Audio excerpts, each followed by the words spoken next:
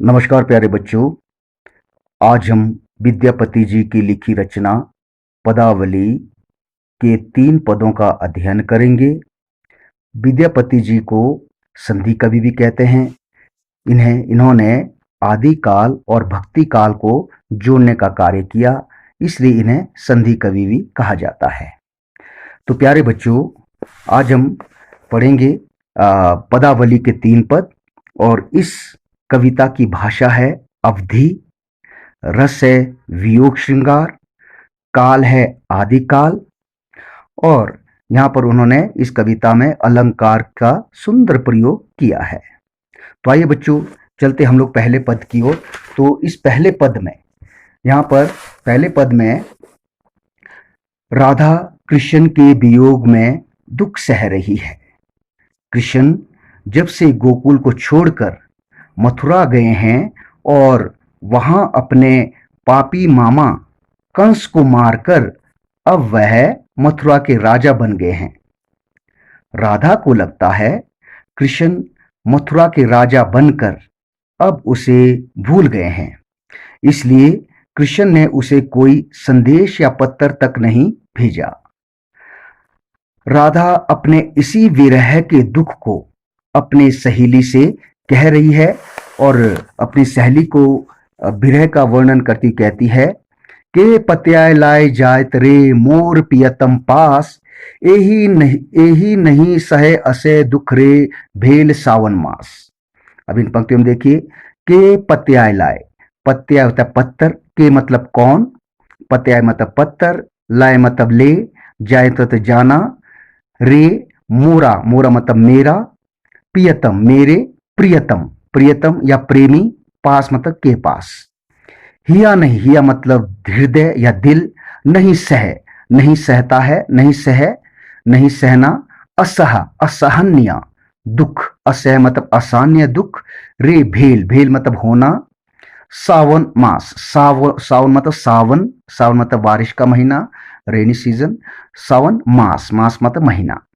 इन पंक्तियों में राधा कहती है कि हे सखी, ऐसा कौन है जो मेरे प्रेम पत्र को मेरे प्रेमी, मेरे प्रियतम कृष्ण के पास ले जाए। आगे कह रही है कि इस सावन के महीने में मुझे इतना दुख हो रहा है कि इस दुख को सहन करना मेरे दिल को बहुत मुश्किल हो रहा है, क्योंकि इसी सावन के महीने में जब संयोग था, जब दोनों मिलते थे, जब राधा और कृष्ण मिलते थे, तो इसी सावन के महीने में वो दोनों आपस में मिला करते थे, बहुत प्रसन्न होते थे। अब वियोग के समय में उन पलों को याद करके राधा को बहुत दुख पहुंच रहा है, इसलिए कह रहे कि इस सावन के महीने में दुख को सहन करना मेरे लिए बहुत मुश्किल हो रहा है। आगे पंक्तियों में देखिए, एक श्री भवन पिया बिनु रे मोही रहलो ना जाए, सखी अनकर दुख दारुण रे जग के पति आए। अब इन पंक्तियों कहते, एक सरी अकेले, भवन घर, पिया, पिया मतलब प्रियतम या प्रेमी, बिनु रे बिना रे, मोही मुझसे, रह लो ना जाए रहा नहीं जाता, सखी हे सखी, अनकर दूसरों के, दुख, दुख दारुण, दारुण मतलब कठिन, कठिन दुख, रे जग, जग मतलब संसार, के पत्याय, पत्याय मतलब विश्वास करना, विश्वास।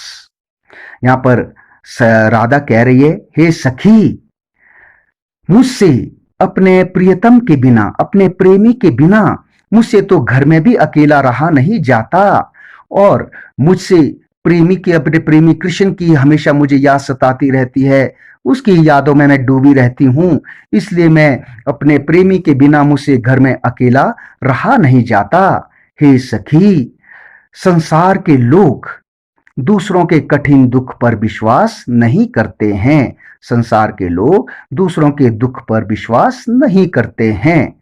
अब यहां पर देखिए बेटा, जग है, जग आप जानते हैं, जग यहां पर एक संसार है, एक जग पानी के भरे जग को भी कहते हैं, जो इसमें हम लोग पानी भरते हैं उसको भी जग कहते हैं। तो यहां पर जग शब्द में 2 अर्थ है, तो यहां पर हो गया आपका श्लेष अलंकार।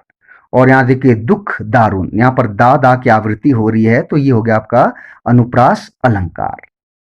अब आगे देखिए बच्चों, आगे की पंक्तियों में मोर मन हरि हर लय गेल रे अपने मन गेल, गोकुल तजी मधुपुर बस रे कन अपजस लेल। अब इन पंक्तियों में देखिए बच्चों, राधा कहती है मोर मतलब मेरा, मन, हरि, हरि यहां पर कृष्ण है, हर लय, हर मतलब चुरा कर, लय मतलब ले जाना, गेल रे चुरा कर ले गए हैं, अपने मन गेल, अपने मन के साथ, अपने मन के साथ साथ कृष्ण मेरा मन भी चुरा कर ले गए हैं। गोकुल तेजी, गोकुल तेजी मतलब छोड़कर, गोकुल को छोड़कर कृष्ण जब से मधुपुर गए हैं, जब मथुरा जा बसे हैं, या वो मथुरा के राजा बन गए हैं, तब से कन अपजस ले, तो उन्हें अपयश, अपजस मतलब अपयश, अपमान, यहां उनका बहुत अपमान होने लगा है। अब कैसे बेटा देखिए, राधा कहती है कि कृष्ण मेरे मेरे मोर मन हरि हर लय रे अपने मन गेल। कृष्ण जब से गोकुल को छोड़कर मथुरा गए हैं, वो जाते हुए, गोकुल से जाते हुए अपने मन के साथ साथ मेरा मन भी चुरा कर ले गए हैं। अर्थात मैंने तो कृष्ण से प्रेम किया, मैं तो हमेशा कृष्ण को याद करती रहती हूं, इसलिए वो मेरा मन चुरा कर ले गए हैं। लेकिन अपने मन, लेकिन उन्होंने अपना मन मुझे नहीं दिया। अगर वो मुझे अपना मन देते, या अगर वो मुझसे प्रेम करते, तो मेरे लिए वो अवश्य प्रेम संदेश या कोई संदेश भेजते। लेकिन वहां जाकर उन्होंने मेरे लिए कोई संदेश नहीं भेजा, कोई पत्र नहीं भेजा, इसलिए ऐसा लगता कि वो मुझसे प्रेम नहीं करते और वो अपना मन अपने पास, उनके पास ही है।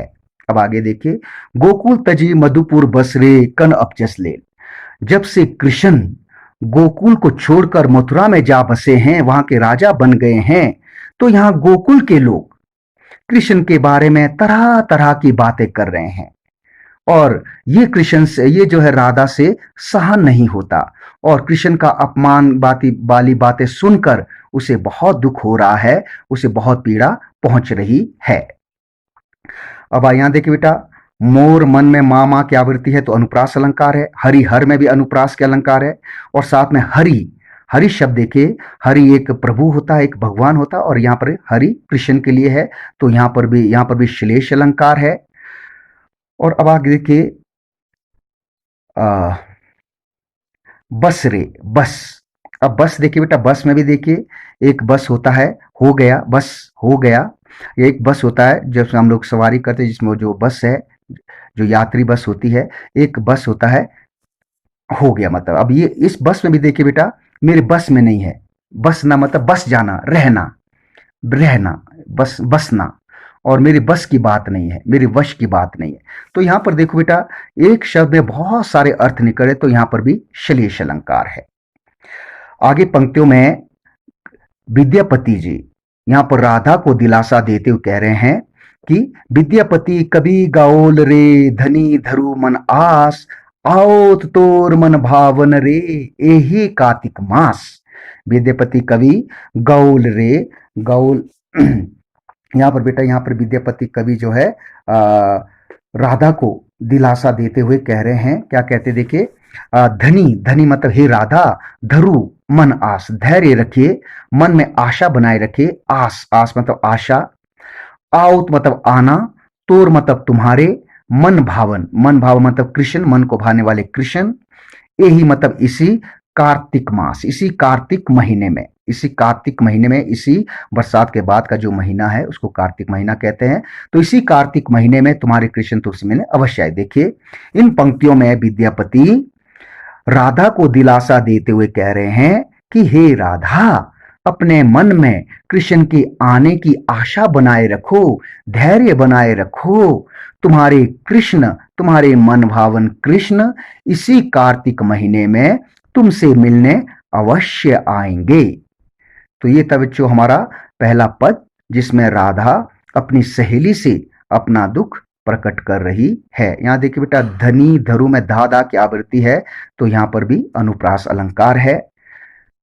तो इस तरह बच्चों यहां पर राधा अपनी सहेली से अपना दुख प्रकट कर रही है। आशा करता हूं आपको ये वीडियो पसंद आ रहा हो, आप समझ रहे होंगे और भली भांति समझ रहे होंगे। तो आप अच्छे से इसको अध्ययन कीजिएगा। आपका दिन मंगलमय हो। धन्यवाद बच्चों।